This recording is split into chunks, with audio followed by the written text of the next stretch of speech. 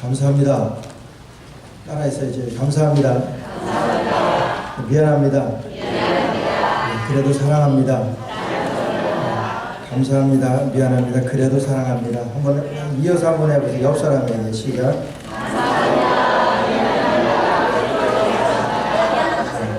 예, 동의합니다. 사랑합니다. 21세기 최고의 발견은 핸드폰이라 그럽니다. 제가 참 신기하게 생각하는 거는 남미 아무리 중남미 어려운 나라에 가더라도 선교를 가더라도 핸드폰을 다 가지고 있어요. 먹지는 못해도 핸드폰이 있더라고요. 여기서 핸드폰 한번 구하려고 그러면은 그래서 도둑도 많고 그런데 어떻게 이렇게 핸드폰을 다 가지고 있을까 아주 좀 의아했었는데 그 지역에서 또 그렇게 또 좀 싸게 하는 그런 것이 또 그런 통신사가 있다고 그러더라고요. 핸드폰이 불과 1994년서부터 우리 처음에 제가 부목사 하던 시절입니다. 우리 교회에 아주 비즈니스를 잘하던 집사님이 계세요. 이런 큰 기계 같은 것들을 미국에서 사서 한국으로 이렇게 수출하시고 하시는 그런 집사님이 계셨는데 그분이 까만 타운카, 링컨 타운카를 처음 나왔을 때 그걸 사시고 어느 날 교회 오셨는데 뭔가 딱 쥐고 차 안에서 크게 뭐라고 말씀하세요. 보니까 이 전화를 하시는 거예요. 카폰이 처음 나왔을 때 깜짝 놀랐죠. 야, 이거 전화 순위 유선이 있어야지만 하는 줄 알았는데 이 차 안에서 전화를 하는데 카폰 이만하잖아요. 그거를 창문을 딱 열고 그것도 사람들 많이 보이게 한번 쭉 걷어붙이고 여보세요 그러는데 아주 얼마나 부러웠는지 모르겠어요. 그래서 한번 좀 해보자 그래가지고 비싸다 그러는데도 한번 이렇게 해봤던 적이 있는데 그 카폰이 나오고 그리고 얼마 안 있다가 삐삐라는 거 나왔었잖아요. 삐삐가 나와가지고 어디에 있어서 뭐 어디서 전화하는 거 이렇게 어디 전화해달라 그런 거 이렇게 소식하는 거 삐삐가 나왔다가 그 다음에 본격적으로 이 핸드폰이 나오기 시작했는데 그 교회 우리 제가 부목사 됐을 때 그 교회에서 처음으로 우리 담임 목사님을 핸드폰을 하나 해드렸어요. 근데 그때 처음 나왔을 때도 핸드폰이 좀 컸죠. 근데 그걸 가지고 막 자랑하시는데 제가 부목사 때 제일 부러웠던 게 그거였던 것 같아요. 그 핸드폰 가지고선 어디서나 그냥 막 전화를 하시는데 저 가져보고 싶다 그랬는데 얼마 안 있어가지고 저도 집에서 사줬지만은 근데 이 핸드폰이 그렇게 발전하고 이런 것들이 얼마나 우리 삶에서 편안하게 그렇게 해주는 그런 일인지 모르겠어요. 근데요, 여러분 잘 생각해 보세요. 요즘 어디를 가든지 핸드폰을 놓고 가게 되면은 여러분 뭔가 불안해서 못 간다고 그래요. 근데 그것이 거의 모든 사람이 그래요. 그래서 어디 가든지 간에 우리 목사님들 모이는 데도 가게 되면 뭐 수련회다 뭐 이렇게 가게 되면 집회 가게 되면 핸드폰을 끄지 못하고 여기 있어요. 진동으로라도 해놓고 그러니까 항상 그걸 기다리고 이게 중독이 되는 거예요. 편하자고 했던 것이 그래서 어디를 가든지 뭐 쉬러 가서도 항상 그 핸드폰을 가지고 거기서 어디서 오진 않았나 또 자기도 궁금해서 전화하고 이것이 끊임없는 것이 아주 편하자고 해서 나왔던 이 핸드폰 때문에 얼마나 사람들이 이것 때문에 정말 이 불안과 초조까지 이르게 되는 그러한 병까지 생기는 그런 일이 이러는지 모르겠습니다. 그래서 어디를 가도 휴가를 가도 그냥 그거는 꼭 가지고 가야 되는 것이 핸드폰이 이 필수잖아요.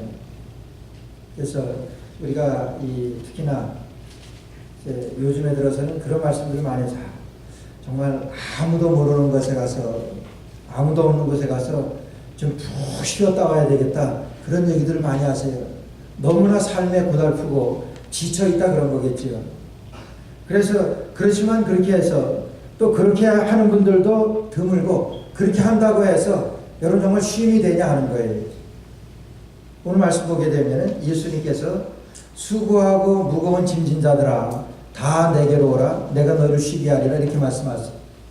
성경에 보게 되면 반드시 수신자가 있습니다. 수신자라고 하는 것은 받는 사람이 있다고 하는 거예요. 그래서 에베소서에 보게 되면 남편들아 아내 사랑하기를 그리스도께서 교회를 사랑해서 자기 몸을 주신 같이 하라. 그렇게 아내를 사랑하는 것을 말씀하시는 것을 남편들아 하고 말씀하세요. 그러니까 수신자가 남편입니다. 또 아내들에게는 남편들에게 주 안에서 복종하라고 말씀하세요. 또 자녀들에게는 너희 부모를 주 안에서 순종하라고 말씀하시고, 분명한 수신자들이 있는 말씀들이 많이 있습니다. 근데 그 수신자들이 있는 말씀도 그런 남편들에게 말씀하시는데 그 말씀을 읽고 기분 좋은 것은 남편이 아니라 아내입니다. 그렇죠? 또 자녀들아 너희 부모를 주 안에서 순종하라 그러면은 그런 자녀들이 읽어야 되고 자녀들이 받아야 되는데 부모님들이 그 말씀 보고 이봐라 이 말씀 있지 않냐? 이게 좋아하는 말씀이에요. 이게 수신자가 이렇게 뒤죽박죽이 되게 되면은 아주 요상하게 됩니다. 근데 성경에는요, 이렇게 수신자가 특별히 지명하여 나오지 않은 말씀들이 대부분입니다. 그 말씀은 우리 모두에게 주시는 말씀이에요. 저에게 해당하는 말씀이고 여러분들에게 해당하는 말씀이에요. 오늘 말씀 보니까 수고하고 무거운 짐진 자들아 다 내게로 오라. 이 말씀하신 것은 수신자가 우리 모두라고 하는 거예요. 왜냐하면 우리 모두에게는 쉼이 필요하기 때문에. 세상 모든 사람에게 쉼이 필요치 않은 사람은 아무도 없습니다. 누구나 한결같이 얘기하는 것은 좀 쉬어야 되겠다 이런 말들을 많이 해요. 아무것도 하는 일이 없는 그런 사람들에게도 내가 좀 쉬어야 되겠는데 이런 말씀들을 해요. 그것은 올바른 참된 쉼이 없기 때문에 그렇습니다. 수고하고 무거운 짐진 자들아 다 내게로 오라고 말씀하시는 것은 오늘 저에게 주신 말씀이고 여러분들에게 주신 말씀입니다. 그것은 여러분 우리가 수고하고 짐을 지고 있다고 하는 거예요. 무거운 짐을 지고 이 땅에 살아가고 있다고 하는 이런 말씀입니다. 수고 안 하는 사람 없습니다. 무거운 짐 지고 살아가지 않는 사람은 이 세상에 아무도 없습니다. 여러분 그러한 수고와 무거운 짐 때문에 내가 좀 쉬어야 되겠다 그런 얘기들을 합니다. 근데 우리가 쉰다고 해서 여러분 참 쉼이 있습니까? 내가 정말 이번 휴가 때는 푹 쉬어야 되겠다 그러고 나서 쉬고 왔는데 어쩌면 그 피곤이 더합니다. 올바른 쉼이 아니기 때문에 그런 거예요. 오늘 그러한 자들에게 오늘 우리 주님께서는 수고하고 무거운 짐진 자들아 다 내게로 오라고 말씀하세요. 여러분 결론으로 말씀하시니까 주님 안에 가면은 거기에 참 쉼이 있다고 우리 주님께서 말씀하세요. 근데 우리를 불안하게 하고 우리를 참된 쉼이 없게 만드는 그런 요소들이 몇 가지 있습니다. 우리를 불안하게 하고 우리에게 참된 쉼이 없게 만드는 그런 것이 무엇이겠습니까? 여러분 연약한 것하고 무능한 것입니다. 연약하고 무능한 거예요. 우리 사람이 얼마나 연약한 줄 아세요? 우리 사람이 얼마나 무능한 줄 아세요? 한 2달 전에 저희 동생 아들이 뉴저지 사는데 이제 대학 이제 막 졸업하고 취직해서 이제 아주 젊은 청년인데 갑자기 이 병원에서 전화가 왔는데 동생이 오빠 루케미아 이 혈액암이라는 거예요. 아주 젊은 애가 갑자기 그 말 들으니까 제가 아주 발에 힘이 쭉 빠지는 거예요. 아주 건강했던 애고 그런데 병원에 가서 혈액암이라는 진단을 받아요. 그래서 지금은 뭐 병원에서 항암 치료만 받고 아무것도 못합니다.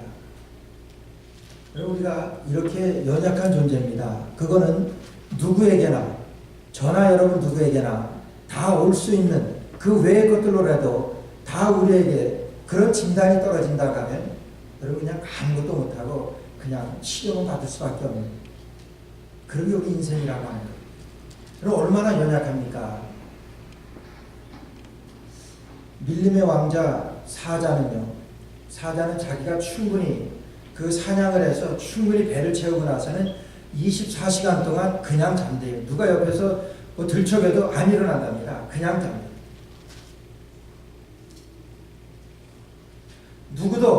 누구도 해칠 자가 없는 것을 사자는 알기 때문에 사슴이나 노루나 여러분 그 토끼나 심지어는 개나 고양이도 여러분 잠잘 때 조금만 건드려 보세요. 금방 일어납니다.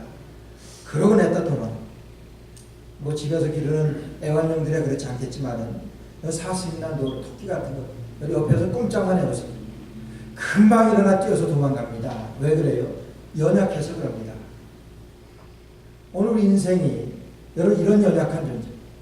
여러 해 전에 그 인도네시아에 그런 쓰나미가 올 때, 쓰나미가 와서 수십만 명이 죽었잖아요.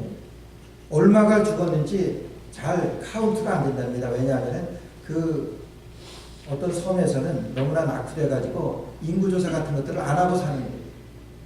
수십만이 그렇게 한꺼번에 죽는 그런 쓰나미가 올 때에 그 하루 전에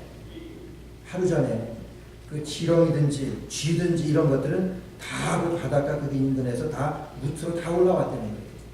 감지했기 때문에 그런 거예요. 이 사람 뭐예요? 단 1분 앞을 내다보지 못했던 것이 우리 사람. 그래서 그 휴양지에 놀러 갔던 사람들 그렇게 큰 변을 당하고 다 그랬던 것 아니에요. 우리 이렇게 연약합니다. 연약하기 때문에 우리는 어디서든지 우리가 쉰다고 그래야 쉬는 것이 아닙니다. 그렇게 우리가 무능하기 때문에 우리는요, 그렇게 늘 불안한 생활을 할 수밖에 없는 것이 우리 인생이라고 하는 거예요. 우리 주님께서는 그걸 아십니다. 여기에 수고하고 무거운 이런 연약하고 무능한 우리 존재인 우리 인생들에 대해서 우리 주님께서는 아시기 때문에 우리에게 이 말씀으로 우리를 처방하십니다. 수고하고 무거운 짐진 자들아 다 내게로 오라고 말씀하세요. 여러분 아무리 강한 사람 같잖아요. 그런 사람에게도 당신 조금 이상이 있으니까 병원에 가서 한번 진단 한번 받아보라고 철렁합니다. 왜 그래요? 연약하기 때문에 그래요. 왜 그래요? 무능하기 때문에 그렇습니다. 우리 인생이 그런 인생이라고 하는 거예요.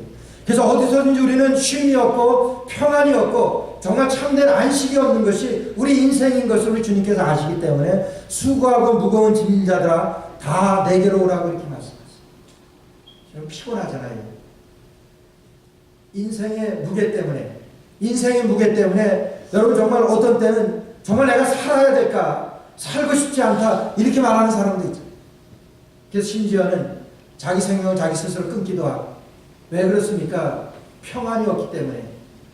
이 세상에 어떤 평안도 없기 때문에 여러분 그러다가 그냥 끝내버리는 그런 인생이라고. 수고와 슬픔뿐인 그런 인생이기 때문에 그래서 시편 90편에도 보게 되면 모세가 그런 기도를 하죠. 인생이 70이고 강간은 80이지만은 수고와 슬픔뿐인 인생입니다. 이렇게 말씀하십니다. 여러분 맞는 말씀 아니에요? 오늘 예수님께서도 수고하고 무거운 짐진 자들아 다 내게로 오라. 우리에게 대해서 정의하신 거예요. 수고하고 무거운 짐을 지고 우리가 살아가고 있습니다. 여러분 경중의 차이는 있지만은 누구나 이 인생의 무게 때문에 아파하고 고통스러워하는 우리 인생이라고 합니다. 그런 가운데서 우리 주님께서는 다 내게로 오라. 내가 너희를 쉬게 하리라고 말씀하십니다. 시편 23편에 보게 되면 다윗은 이렇게 말씀하십니다. 여호와는 나의 목자시니 내가 부족함이 없으리로다. 그가 나를 푸른 초장에 누이시며 쉴만한 물가로 인도하시는도다. 여호와는 나의 목자이시니 내가 부족함이 없으리로다. 여러분 목동 다윗은 누구보다도 부족한 걸 압니다. 연약한 걸 압니다. 그러나 나는 부족함이 없습니다. 왜 부족함이 없냐면 여호와는 나의 목자이시기 때문에 나는 부족함이 없습니다. 나는 연약하고 나는 양과 같은 그런 존재이지만은 주님이 계시기 때문에 주님이 목자이시기 때문에 여호와는 나의 목자이시기 때문에 나는 부족함이 없습니다. 다윗의 그런 고백입니다. 여러분 양이 얼마나 연약한 짐승인지 아세요? 때를 지어서 가다가 그냥 절벽이 나오면은 그냥 돌아가면 될 텐데 그냥 그 절벽 위에서 그냥 운답니다. 목자의 음성이 없으면은 뒤에서 오는 양들 때문에 그냥 앞에 가는 양들은 절벽에 떨어져 죽는데 이게 양이에요. 가다가 길을 잃어버리면 꼼짝하지 못하고 그냥 서서 보는 것이 양이랍니다. 아무것도 할 수 없는 무익하고 아무것도 할 수 없는 무능하고 약한 그런 양이라고 하는 것을 다윗은 아는 거예요. 여러분 양이 그렇게 모여 사는 줄 아세요? 양들은요 계속해서 이렇게 그렇게 추우니까 그렇게 서로 이렇게 모이는 것만 안 돼요. 그러다가 가운데 있는 양들은 그냥 깔려 죽고 막 이런데. 그래서 목자들이 생각해낸 것이 그 양들에게다가 염소들을 몇 마리 풀어놓는데 그 염소들이 받고 그러니까 그냥 흩어지고 그래가지고 뭐 이렇게 이끌어가고 그런다는 거예요. 양이 이렇게 무능하고 양이 이렇게 약한 짐승입니다. 다윗은 제가 양입니다. 내가 그런 약합니다. 그러나 여호와는 나의 목자이시기 때문에 나는 부족함이 없습니다. 그렇게 얘기했죠. 수고하고 무거운 짐진 자들아, 우리 모두가 수고하고 무거운 양과 같은 그런 인생을 살아가고 있는 우리 인생이라고 합니다. 여호와는 나의 목자이시기 때문에 내가 부족함이 없습니다. 그렇게 고백해요. 나는 양과 같지만은 하나님이 계시기 때문에 하나님 나의 목자이시다. 그러나 양은, 그래서 그래요. 요한복음 보게 되면 양들이 내 음성을 알고 나도 내가 양의 음성을 알고 양들도 목자의 음성을 듣느니라 말씀하세요. 목자의 음성만 들으면은 양은 아무 걱정이 없습니다. 그게 우리 양이라고 합니다. 하나님과 우리 사이의 관계라고 합니다. 수고하고 무거운 짐진 자들아, 우리가 아무리 수고하고 무거운 짐진 자들이지만은 다 내게로 오라. 주님 앞에만 가면은, 왜요? 주님은 모든 것에 가능하신 하나님이십니다. 내가 너를 쉬게 하리라. 주님 안에 나올 때만 참된 쉼이 있다고 하는, 나는 약하지만 주님은 강합니다. 제가 어렸을 때 그 시골에서 우리 그 자랄 때 보게 되면 1년 그 정월 대보름날 제일 신납니다. 정월 대보름날에는 그냥 그 이웃 옆에 있는 동네하고, 젊은 사람들 잘 모를 거예요. 달맞이 돌리는 거 있어요. 그걸 돌려가면서 새를 만든다, 뭐 그런 의미겠죠. 뭐 귀신 쫓는다 그런 것도 있고 그러는데, 그것도 모르고 그냥 이 깡통에다가 불을 해가지고 돌리고, 그러다 꺾끝에 가면은 붙는 게 뭐냐면 이웃 동네하고 패싸움이 벌어집니다. 패싸움이 벌어져도 이렇게 크게 다치거나 그러지는 않습니다. 저희 동네가 그 옆에 동네보다는 좀 상당히 좀 열세에 있었어요. 열세에 있지만은 같이 그런 놀다가 같이 붙을 때는 같이 붙지. 열세에 있을 때 저희가 그 동네에 그런 청년들이 이렇게 많지 않았어요. 근데 제가 형님이 5이나 돼요. 5 중에서도 우리 그 셋째 형님이 쌍둥이인데, 그 셋째 형님 쌍둥이만 딱 떴다 하면은 그 동네는 그냥 그 정복이 됩니다. 한 번 해서 그냥 열세에 모였을 때, 그냥 마침 그때 형이 공부하다가 이제 그 들어와 있는 터라, 형, 우리가 저 동네한테 지금 아주 막고 있어. 그러니까 형도 화가 나서 그냥 형들이 가서 해보니까 가는 것만 보고선 그냥 도망쳤어. 그때 얼마나 통쾌했는지 몰라요. 그 다음 날도 그 애들이 옆에 있는데 이렇게 갈 때 형이랑 딱 같이 가면 그냥 야, 이름 한번 불러보고, 평소에는 그러지 못하던가 그러던, 나는 약하지만은, 나는 힘이 없지만은 내가 의지할 힘이 있는 거야. 나는 양과 같이 미련하고 양과 같이 그런 연약하고 무능한 존재지만은 우리 주님이 함께 하시니까, 여호와는 나의 목자시니 내가 부족함이 없습니다. 주님이 함께 하시니까 나에게 참된 쉼이 있습니다. 여러분, 우리가 피곤하다고 해서, 우리가 고단하다고 해서 그냥 잠이나 푹 자고 어디 가서 좀 푹 쉬었다 오면은 여러분 쉼을 얻을 것 같지 않아요. 어쩌면 더 피곤만 가중됩니다. 참된 쉼이라고 하는 것은 우리가 주님 앞에 나올 때, 주님 앞에 나온다고 하는 것은 주님의 힘을 의지해서 주님의 말씀대로 주님 따라갈 때, 여러분 거기에 참된 쉼이 있습니다. 우린 연약합니다. 우린 무능합니다. 우리 하나님은 강하십니다. 강한 우리 하나님 앞에 나와서 우리의 목자 되신 우리 주님을 내가 의지할 때, 여기에 우리의 참된 힘이 있고 참된 능력이 있고 이게 참된 평안이 있는 것입니다. 오늘 주님께서는 수고하고 무거운 짐진 자들아 다 내게로 오라. 내가 너희를 쉬게 하리라. 우리 주님 앞에 나올 때 주님과 함께하면 주님께서 우리를 쉬게 하신다고 하는 거예요. 시편 3편에 보니까 다윗이 이렇게 고백합니다. 천만인이 나를 둘러 치려고 나를 에워쌌지만 나는 편안히 눕기도 하고 자기도 하리니, 이렇게 고백을 해요. 지금 많은 사람들이 다윗을 죽이려고 겹겹이 포위를 했습니다. 그러나 그런 포위 가운데서도 다윗이 편안히 눕기도 하고 자기도 했다니, 여러분 잠이 옵니까? 나를 죽이러 이 많은 사람들이 지금 일어났는데 잠이 오냐 하는 거예요. 누워지냐 하는 거예요. 내가 편안히 눕기도 하고 자기도 아니니. 왜 그렇습니까? 우리 주님이 함께 하시니. 우리 주님이 함께 하시니까 그런 어떤 어려움 가운데서도 나는 평안합니다. 그런 나의 위기 가운데서도 내가 참된 쉼이 있습니다. 여러분, 이게 참된 쉼이고 이게 참된 평안입니다. 주님 외에는 이런 평안을 얻을 길이 없고 주님과 함께하지 아니하는 모든 인생에는 이런 쉼이 있을 수가 없는 것이 우리 성경에서 우리 복음이 우리에게 주시는 말씀이에요. 그래서 우리를 평안하게 하지 못하고 우리를 불안하게 하는 것은 우리의 연약함이나 우리의 무능함입니다. 우리 인생의 연약함이고 우리 인생의 무능함이에요. 여러분, 잘 나가던 분들이 갑자기 하루아침에 여러분 털털 무능하게 되어지는 그런 경우 얼마나 많습니까? 그것이 남 얘기입니까? 이것은 누구에게나 있을 만한, 누구에게나 있는, 여러분 누구에게나 경험이 가능한, 아니 경험하실 그런 일이라고 봐요. 아주 건강했었는데 갑자기 내가 왜 이런 아픈, 이런 병에 걸려야 될까? 그러나 그것은 우리 모두에게 해당하는, 누구든지 그와 같은 일들은 있을 수 있다고 하는 거예요. 그럴 때에 수고하고 무거운 짐, 여러분 그거보다 무거운 짐이 어디 있습니까? 그거보다 더 수고로운 일이 어디 있냐?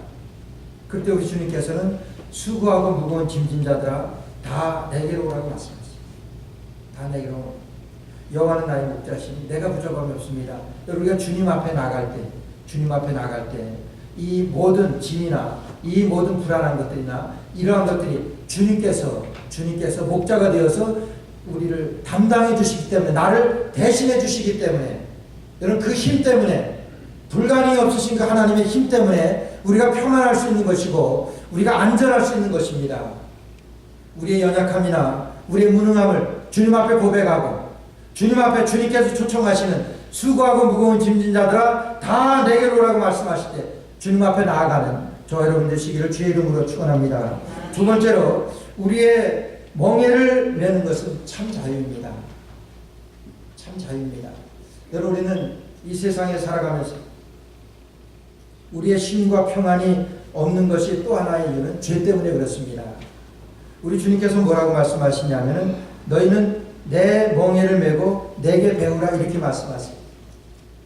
여러분, 지금 수고하고 무거운 짐 때문에 정말 걷기조차 일어서기조차 힘든 그러한 상황인데 여러분, 멍에를 맨다? 이거 말이 됩니까? 멍에를 맨다고 하는 것은 우리에게 짐을 지우는 것을 말합니다. 우리 주님께서 수고하고 무거운 짐진 자들은 다 내게로 오라고 말씀하시고 너희는 내 멍에를 메라고 말씀하세요. 그 멍에가 뭐냐고 하는 거예요. 멍에가 뭐냐? 우리 사람은요, 여러분 자유를 원합니다. 자유를 원해가지고 어떻게 해서든지 내 생각대로, 여러분 내 계획대로, 내 의지대로, 내 목표대로, 내 뜻대로 이렇게 살아가는 것을 여러분 우리가 원합니다. 그렇게 원하는 것도 되고 그렇게다가 그리고 그 생각대로 그렇게 하는 거예요. 그것이 우리 사람의 자유입니다. 성경에서는 그것을 죄라고 말합니다.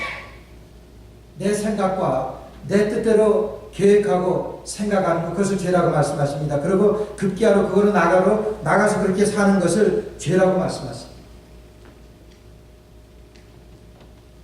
오늘 우리가 하나님 앞에서 하나님께서 우리에게 메워주시는 그 멍에가 뭐냐 하는 거예요.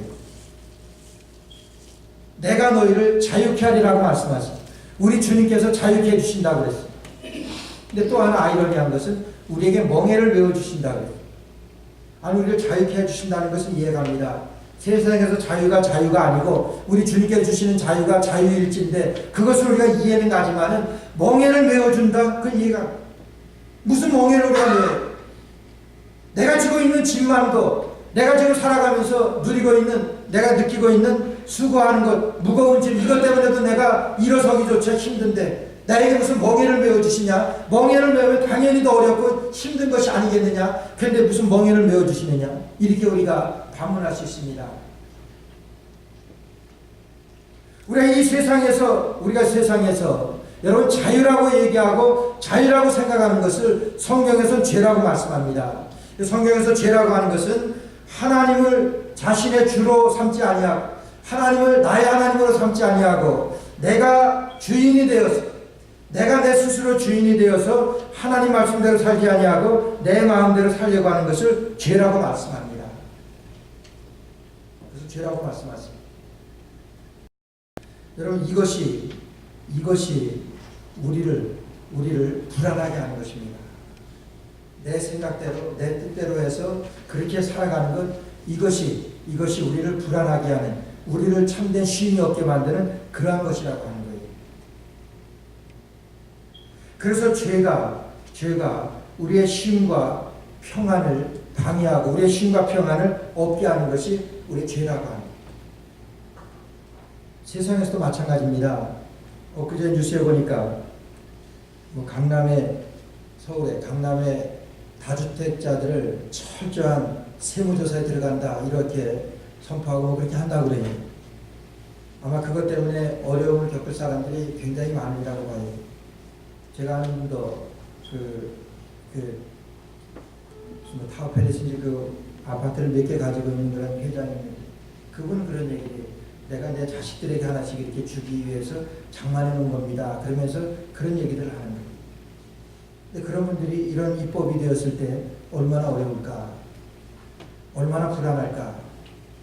그래서 언젠가는 그런 법 때문에 쉬어도 쉬는 것이 아니고 이게 살아도 사는 것 같지 않습니다. 죄 지은 사람의 그런 얘기들을 많이 들을 겁니다. 근데 그런 법을 만든 사람들이나 또 그런 법에 저촉되어지는 그런 사람들이나 우리하고 크게 다른 사람들이라고 생각을 하세요. 그렇게 법을 만들어 놓은 사람들도 여러분 그 사람들에게 알려지지 않고 나타나지 않고 부각되어지지 않은 그런 죄가 있을 겁니다. 떳떳한 이런 모든 법 앞에는 떳떳할 사람들이 없습니다. 그런 사람이고 또 저 같아도 제가 또 그런 입장이라고 하면 그렇게 제가 부자고 그래서 자식들이 있다 그러면은 자식들을 위해서 몇 개 하나씩 정도는 그런 생각 해볼 수 있을 것 같아요. 다 대동소이하다고 하는 거예요. 우리 인생들이. 그런 죄를 지었을 때 얼마나 불안하고 얼마나 우리가 쉼이 없습니까? 얼마나 우리에게 불편을 주는 건지 모릅니다. 그래서 우리가 이런 참된 자유라고 하는 것은 오늘 여기에서 참된 쉼이라고 하는 것은 수고하고 무거운 짐 자다 내게로 오라고 말씀하시고 내 멍에를 메고 내게 배우라고 말씀하시고 그 주님의 멍에가 뭐냐 하는 거예요. 주님의 말씀입니다. 세상에서 얘기하는 자유, 그 세상에서 얘기하는 것이 자유를 우리 하나님 말씀에서는 죄라고 말씀드린다고 했어요. 내 마음대로 내 뜻대로 하는 것, 그것을 성경에서 죄라고 말씀합니다. 여러분 그래서 세상에서는요, 그래서 집을 가출해서 나가서 허랑방탕하다가 제대로 정신 차리고 그런 성공한 사람들 가끔 있습니다. 그러나 하나님을 떠나서 성공한 사람은 세상에 아무도 없습니다. 그런 사람 있으면 한번 가르쳐 주세요. 하나님의 말씀을 떠나서 잘된 사람은 없다고 하는 거예요. 오늘서 말씀하는 것 같이 나는 마음이 온유하고 겸손하니 내 멍에를 메고 내게 배우라. 그러면 너의 마음이 쉼을 얻으리라. 여러분 멍에를 메면은 오히려 쉼을 얻을 거라고 말씀하세요. 멍에라고 하는 건 아시지요? 이게 소를 갈 때에 소 어깨에다가 멍에를 메어줘서 이 밭을 갈게 되는 그걸 멍에라고 그러잖아요. 우리 사람에게도 여러분 사람에게 이런 짐을 안겨주는데 그것 때문에 쉼을 얻을 수 있습니까? 그것 때문에 무겁고 그것 때문에 힘들면 힘들지 그것 때문에 가볍고 그것 때문에 쉼을 얻을 수 있겠느냐. 그럼 우리 주님께서는 내 멍에를 메고 내게 배우라. 내 짐은 쉽고 가볍다 그렇게 말씀하셨어요. 참된 쉼을 얻으리라고 말씀하시는 것이 우리 주님의 멍에를 맬 때에 참된 쉼을 얻을 것이라고 말씀하셨어요.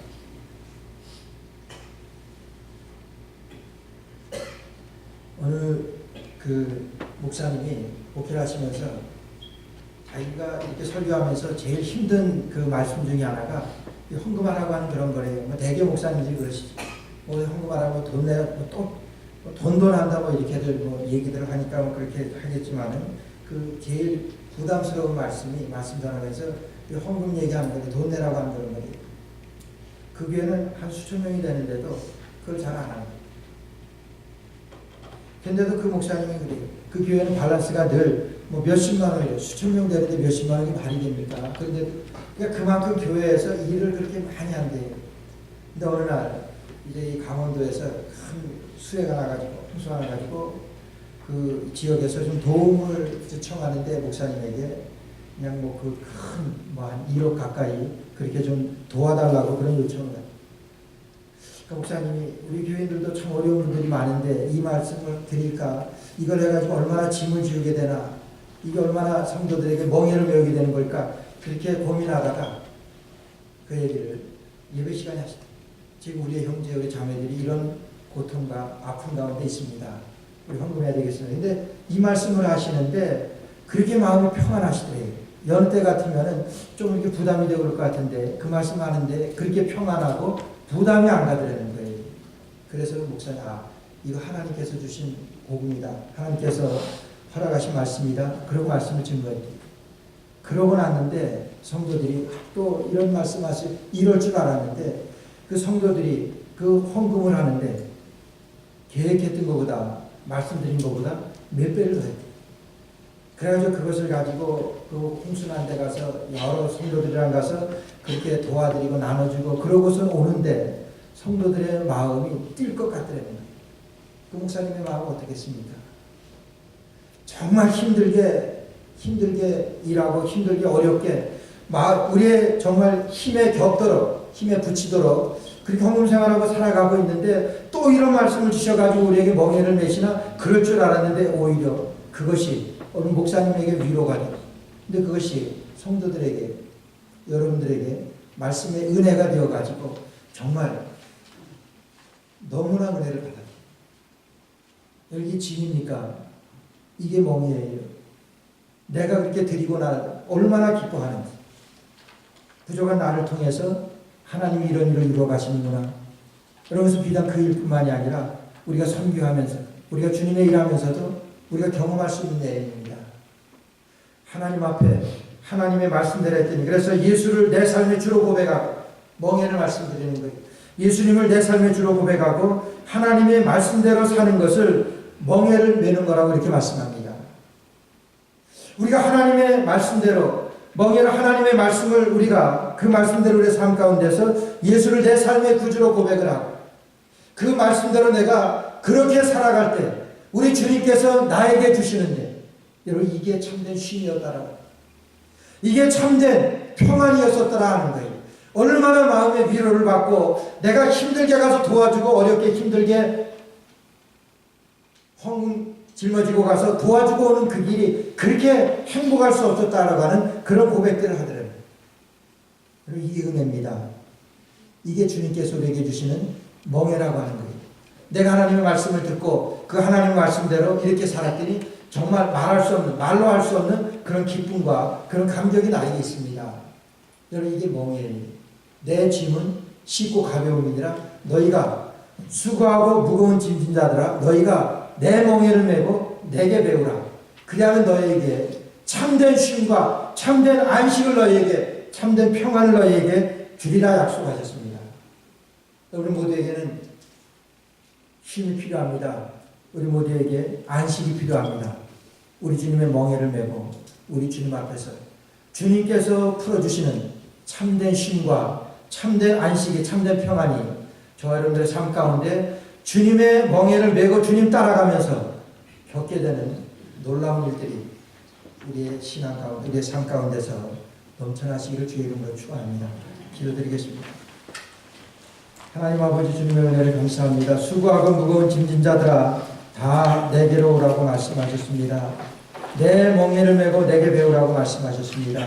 우리 주님의 멍에를 맬 때에 우리에게 참된 쉼이 있고 참된 평안이 있고 참된 안식이 있는 줄로 믿사오니 하나님의 말씀 따라 우리 모두가 하나님의 멍에를 메고 주님의 멍에를 메고